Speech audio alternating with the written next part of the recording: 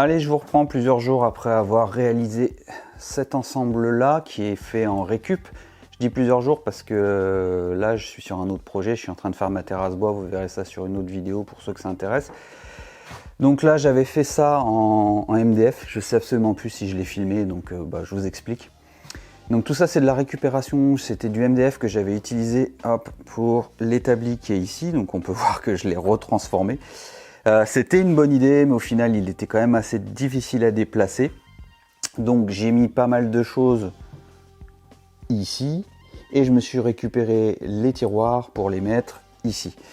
Au final, il est beaucoup plus léger à utiliser, beaucoup plus simple. Ça me fait une extension de mon établi qui est ici. L'établi, du coup, je l'ai mis dans ce sens-là et ça m'arrange parce que quand je pousse mon chariot au maximum, ça m'emmène assez loin dans l'atelier, ce qui voudrait dire que l'établi, il faudrait que je le mette dans l'autre sens et suffisamment loin, donc il faudrait que j'ai rien derrière là-bas et ça m'arrange pas. Ça fait du rangement en moins. Donc ça me fait un environnement de travail qui est plus agréable, plus d'espace pour travailler. Ici, le plateau, il changera, j'aurai plus besoin de tous ces trous-là. À terme, il y aura un établi, un vrai établi d'ébéniste. Pour l'instant, ça me va bien. Je changerai le plateau. Comme je vous dis, les trous, c'est plutôt chiant parce qu'à chaque fois, il y a tout qui tombe. Et comme je les ai ici, je pourrais me servir de ça comme MFT. Comme ça me fera un vrai établi en attendant celui que j'aimerais. J'aimerais un robot, voilà, pour tout vous dire. Je ne sais pas si je le ferai, on verra bien. Donc voilà, j'ai mis ça comme ça. Tout ça, c'est de fortune. C'est provisoire. Ça, je pense que je vais me faire quelque chose pour installer les perceuses. Un petit stand de recharge qui est bien sympa. D'ailleurs, je vous invite vraiment à acheter une multiprise avec des sectionnels là, ce qui fait que je mets en route ce que j'ai envie. Paf, d'ailleurs, je vais mettre ça en route. Donc ça, c'est très pratique. Et puis pas mal de choses que je me sers au quotidien. Ici, il y a tout ce que j'ai besoin pour enregistrer. Comme je vous disais, j'ai fait une petite étagère pour les divers bouquins que je vais mettre de plus en plus. Et puis voilà, là je commence un peu à équiper les French Clit. Là je me suis amusé avec mon pote Mika à réaliser ce petit support de fraises. Tout ça c'est en French Clit. C'est acheté sur Etsy. Donc c'est-à-dire qu'on achète tout le programme. Les fichiers sont déjà faits, il n'y a plus qu'à les faire sur CNC. Et quand je dis il n'y a plus, c'est pas aussi facile que ça. Bref, je vais faire des tiroirs qui seront ici. Donc pour faire ces tiroirs, je vais utiliser ma défonceuse sous table, mais comme je veux l'améliorer, c'est l'occasion pour moi d'utiliser tous les produits que j'ai reçus de chez Sauter Shop. Alors je vous les montre parce que c'est un début de partenariat qui est en train de se créer. Je suis tombé sur leur site en cherchant ces rails-là. Pour ceux qui connaissent, ce sont les rails Tétrac, on appelle ça comme ça, ou les rails en C. On comprend bien pourquoi. Et habituellement, un petit morceau comme ça, quand vous l'achetez en France et surtout ça vient de l'étranger, vous le payez entre 10 et 20 balles pour un morceau comme ça, qui fait 30 cm.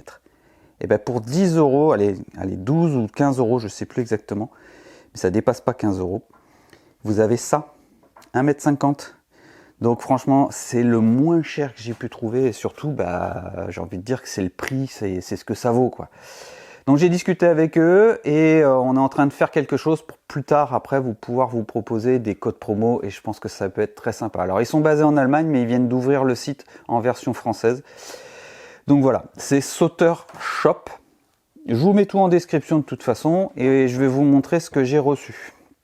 Donc c'est essentiellement ça que je vais changer, c'est cette partie-là. C'est la partie où on vient mettre la défonceuse. Voilà. Moi, j'avais utilisé ce petit monte-baisse, c'est un truc de labo, qui me sert à monter et à descendre ma défonceuse. Donc c'est bien pratique, mais c'est pas hyper précis. Sinon, on peut utiliser un cric de bagnole. C'est bien aussi, mais c'est pareil, c'est pas ce qu'il y a de plus, on va dire, précis. Mais ça fonctionne, qu'on se le dise. Là, c'est directement la fraise qu'on vient mettre ici, et c'est cette partie-là qui monte. Donc ça, c'est une fraise qui fait 1500 watts, et elle a d'office une pince de 8, et on peut aller jusqu'à une pince de 12. Donc c'est pas une défonceuse, c'est vraiment une fraise droite, c'est ce qu'on peut retrouver habituellement sur une CNC. Mais ça s'y prête très bien. Donc on va venir mettre ça ici et c'est cette partie-là qui va monter et descendre. On va le faire monter ici avec une petite manivelle et là on va venir le bloquer.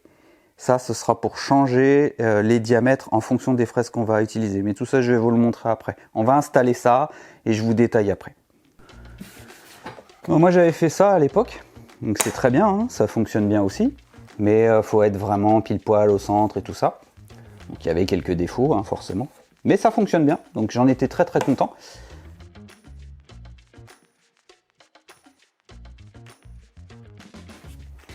Bah, celle-là... elle a vécu, hein.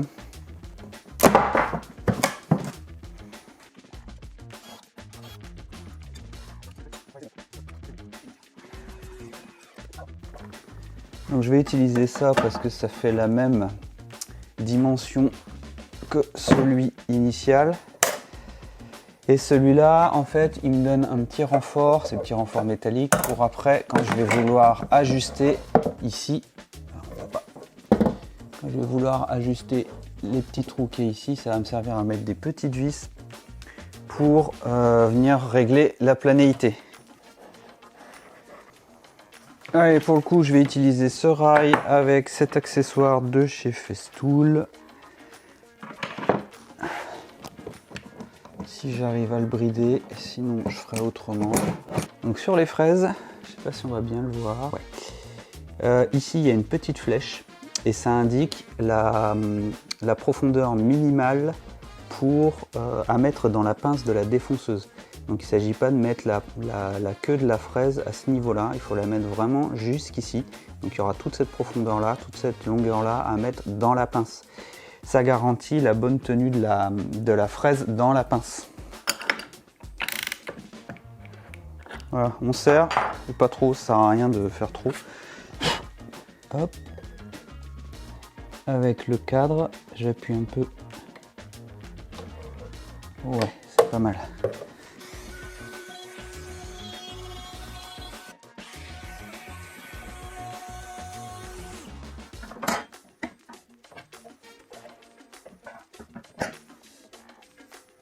Voilà, quelques petits derniers ajustements en off. Et là, je suis mieux, je suis en dessous de mon plateau. Donc c'est parfait parce que du coup, je vais pouvoir ajuster avec les petites vis qui sont fournies. Et ça va être canon. Allez, j'installe ça.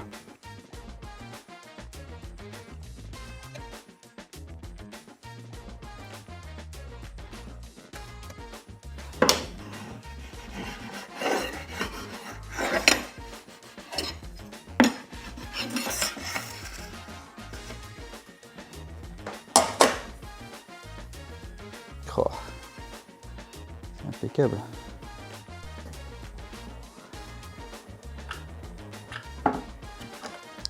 Il y a une fonction pour le verrouiller. Hop là. Là, hop. Là, il est verrouillé. Je peux plus le monter et descendre. Tac, déverrouiller. Et là, je peux le descendre.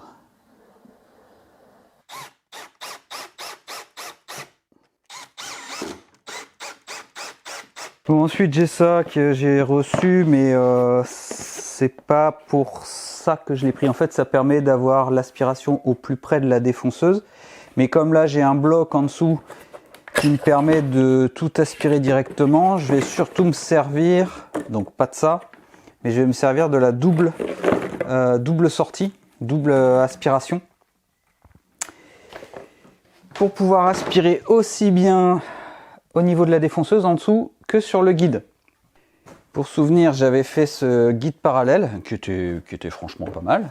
On pouvait régler la lumière ici, ce qui permettait, quand on avait des fraises qui étaient plus petites, on avait vraiment très peu d'ouverture pour avoir une bonne aspiration, et si on avait des fraises plus grosses, on pouvait écarter ça et ça laissait place à la fraise. Donc c'est assez facile à faire. J'avais fait une vidéo là-dessus, je vous invite vraiment à aller voir si vous voulez vous débrouiller avec ça. Donc là, clairement, on est sur autre chose, hein. On a des accessoires qui nous permettent d'avoir des entrées et des sorties quand on veut faire des rainures arrêtées. On est sur de l'aluminium de qualité. Pareil, on peut aussi ouvrir la lumière en fonction des fraises qu'on a. Donc on est grosso modo sur quelque chose de similaire, mais de nettement mieux fini, quoi, hein, forcément. C'est pas le même coup. Moi, c'était de la débrouille. Et là, on est sur quelque chose de très quali, avec une aspiration qui va se passer soit ici, soit de l'autre côté. Il suffit de dévisser les petites vis au-dessus. Mais là, je ne suis pas du tout avec les mêmes anthrax, parce que là, on va mettre les rails que je vous ai montré au début, les rails en C. Et donc, il faut que je les positionne par rapport à mon plateau, et ça, c'est pas bon. Donc ça, je le referai, je ferai des inserts en attendant de changer. Donc, il faut que je me positionne.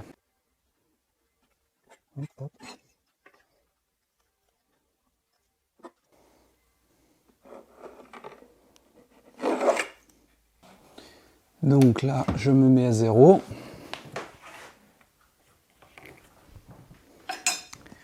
Je règle ma profondeur. Je règle la profondeur ici. Alors ça va être un peu, voilà, comme ça. Allez, c'est bien. Alors, on verra ce que ça donnera après. Donc là, ma profondeur est réglée, je pourrais pas aller plus bas.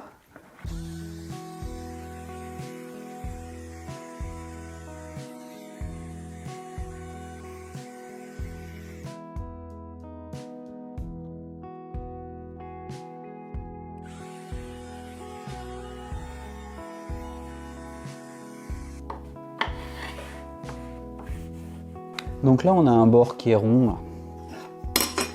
Donc ce que je vais faire pour finir, c'est que je vais le rendre carré. Je vais faire un angle droit. Donc je vais équarrir.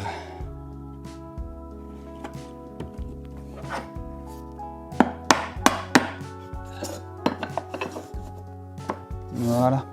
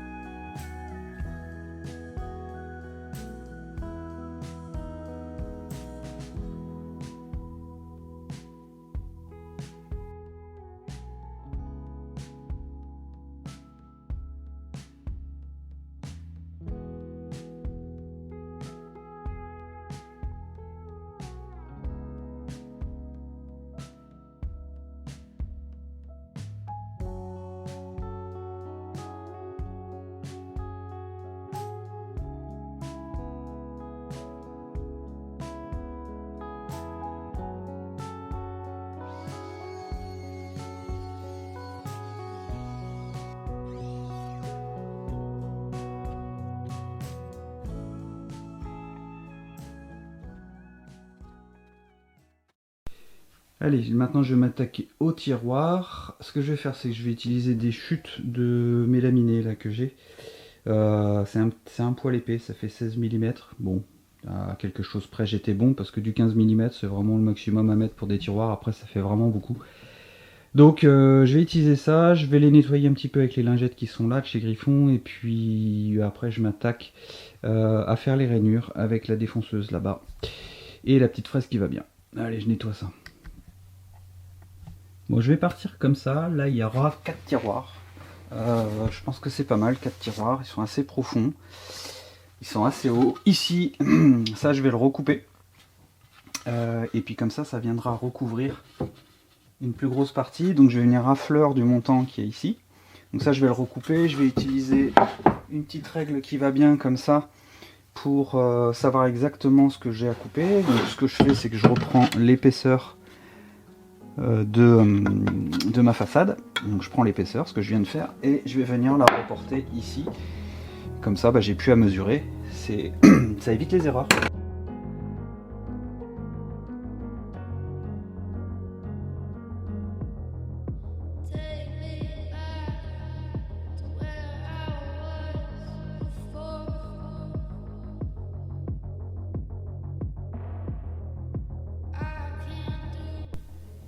Voilà ce que va donner les tiroirs. Donc côté blanc, ça va très bien, c'est de la récup. Ça, c'est des lames de parquet que j'avais en chêne. j'avais depuis très longtemps. J'avais utilisé aussi pour la défonceuse sous table ici. Donc ça va aller très bien. Sur la tranche sur le dessus, c'est pas grave, je m'en fous. Ce que je vais faire là pour le devant, je vais pas rajouter une lame de mélaminé, je vais directement prendre sur les devants des côtés de tiroir et je vais mettre des Clamex. Je viens de faire l'essai, ça passe. Pour le fond, je vais utiliser du contreplaqué que j'ai ici. Pareil, je m'en fous que ce soit pas blanc, puisqu'il va y avoir tout un tas de trucs dessus. Ce que je vais faire, c'est que je vais le nettoyer un peu si j'y arrive. Et c'est suffisamment épais pour les fonds de tiroir. Et pour l'arrière du tiroir, je vais faire quelque chose de moins haut. En fonction de la rainure où va arriver pour le fond des tiroirs, je pense que je vais partir de 1 cm depuis le bas, je vais faire ma rainure et je vois ce qui me reste. Et ben je ferai le fond, et je vais pas le faire descendre jusqu'en bas, comme ça le fond du tiroir, je vais venir le faire glisser. Mais vous allez voir ça.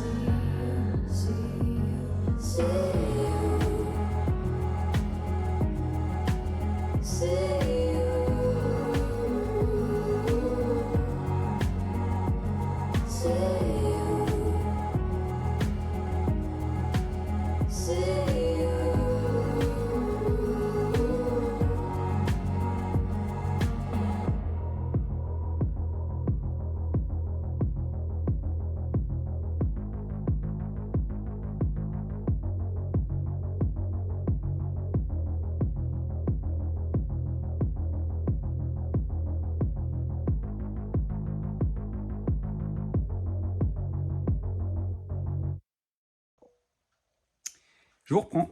Petite explication, je me suis fait une petite butée pour avoir toujours les mêmes coupes à la bonne longueur. Il sera associé avec un ruban que je vais venir coller ici. Je ne l'ai pas là, donc pour la vidéo, c'est pas grave. C'est un petit ruban que vous pouvez acheter n'importe où, notamment sur Kakazone. Mais je vous mets pas de lien parce que j'ai pas envie de leur faire de pub, même si je viens de le dire. Mais je veux pas contribuer à quoi que ce soit. Donc j'achèterai un ruban que je vais mettre ici. Il en existe pour à gauche et pour à droite. Ici, je vais pas le faire. J'ai pas franchement besoin. Les coupes vont surtout se passer par ici. Les coupes répétitives, je veux dire. Donc voilà, c'est pour ça que je l'ai mis ici. J'ai utilisé donc les rails en C que je vous avais présenté tout à l'heure, de chez Sauter Shop. Et donc je me suis installé une petite butée faite maison, avec deux petites vis qui sont bien attaquées d'ailleurs, qui permettent justement d'être vraiment bien centré, même si c'est pas ça le plus important, on va dire. Hop, et on vient serrer avec une petite poignée que j'avais fait à l'époque. Ça va bien, le jour où je changerai. Pour l'instant, ça reste comme ça. En même temps, c'est logique, le jour où je changerai. Bref, t'as compris. Voilà, donc une fois qu'il y aura le ruban, ça ira quand même beaucoup mieux en termes de précision. Je disais, quand il y aura le ruban, ça sera quand même mieux en termes de précision. Donc je vais pas tarder à le commander. Et je le collerai, je frotterai un petit peu ça pour pas que ce soit trop glissant. Et pour que la colle tienne bien. Ou alors je mettrai peut-être un petit coup de défonce pour que ce soit un petit peu à ras. Donc ça, je pourrais le faire, je pense. Je pense que je ferai comme ça. Vous voyez, donc c'est pas sorcier. La défonceuse, bien réglée, comme je vous ai montré pour la défonceuse sous table. On le règle avec la butée qui va bien. On prend l'épaisseur de son rail et c'est parti. Voilà. Que vous dire de plus? Ah oui, ça, je vous avais pas montré. Donc, je me suis fait juste un truc hermétique. J'ai mis c'est pas du silicone, mais c'est, je sais plus, c'est de la colle Griffon que j'ai mis. De façon à ce que les copeaux ne passent pas derrière et ne viennent pas dans les tiroirs que j'ai fait là. Voilà, j'ai fait ça tout le long. Et puis, ça va très bien. J'ai fait aussi les tranches là, puisqu'il n'y avait rien. C'était en bois debout. Là, enfin en bois de boue, c'était la terminaison. Ici, je m'en fous. C'est pas bien grave. Peut-être que je mettrai quelque chose à l'avenir. Mais ici, comme je vais le voir souvent, eh ben, j'avais envie de faire ça sympa. Puis en plus, comme ça arrivait au milieu, bah, c'était pas très joli. Voilà, j'ai pour l'instant mis ça comme ça. Je pense qu'à l'avenir, je me ferai un meuble qui sera ici vraiment dédié pour les outils à main. Parce que les outils à main, je kiffe ça de plus en plus. Surtout, depuis qu'il y a la formation de Sam, ben, on apprend énormément de choses. Savoir le régler, l'affûter, comment bien le régler quand on veut commencer à raboter. Enfin bref, si vous voulez en savoir plus, ben, je vous mets un lien en description. Il y a toutes ces formations dessus en description. Voilà, j'ai mis tout ce qui va être pour lamello et zeta, de quoi poncer. Ce que j'utilise un petit peu moins, mais qui va quand même m'être utile. Hop. Ici, il y a eu un petit loupé au niveau de là, c'est pas bien grave. J'ai rajouté donc les tiroirs Festool. Pour les 3 boîtes qui sont là, ça va quand même mieux. C'est plus pratique que les boîtes que j'avais mis au départ. L'aspirateur qui est là, il est bien, il restera ici. De toute façon, j'en ai un autre ici, j'en ai un autre sans fil là-bas. Enfin, voilà, je sais pas ce qui manque. Donc voilà, c'est canon. Moi, ça me plaît, ça me va bien. Qu'est-ce que t'en penses? Voilà, je vais faire le mot de la fin avec mon téléphone parce que, comme un imbécile, j'ai plus de batterie sur la caméra. Donc voilà, je suis très content du résultat. C'est fait de briques et de broc, c'est fait avec du pas cher, donc comme ça c'est facilement reproductible. Ça me va bien, c'est des chutes, comme ça je les jette pas. Et puis surtout, comme dirait Sylvain Trucs Atelier, le meilleur résultat c'est celui qui vous convient. Alors ce sera pas mon mot de la fin parce que ça lui appartient. Mais en fait, il a raison puisque bah moi ça me plaît, donc ça me va. Ça plaira pas à tout le monde. Mais voilà. Vous verrez si j'ai réussi à décrocher quelque chose avec Shop. En tout cas, je vous en parle parce qu'ils ont joué le jeu pour la partie défonceuse sous table. Mais en tout cas, vous pouvez y aller les yeux fermés. La livraison se passe très bien. Maintenant, ils ont un site en français. Et j'allais vous dire, vous pouvez y aller les yeux fermés. C'est vraiment les moins chers au niveau des rails Tétrac. Voilà, c'est les moins chers que j'ai trouvé. Pour rappel, le 1,50 m m'a coûté 12 €. Alors qu'un 1,50 m partout, allez voir sur d'autres sites, vous allez le payer 70 balles, 50, 70 balles. Ça vaut la peau du cul, donc autant pas se priver et passer par ce site. Voilà, même si j'ai rien avec eux, et ben, ça vaut vraiment le coup. Allez, si cette vidéo vous a plu, hein, comme d'habitude, petit pouce en l'air, commentaire, c'est toujours bon pour moi et pour le référencement, faire grandir cette chaîne. Je vous dis à très bientôt, j'espère qu'il y aura un peu plus de vidéos, parce que là ça faisait quand même un moment, mais ça m'a pris beaucoup de temps à faire ça, à finaliser. Entre temps je suis parti à droite à gauche, et puis il y a aussi la terrasse qui est encore pas finie, qui m'a pris beaucoup de temps. Allez, ciao.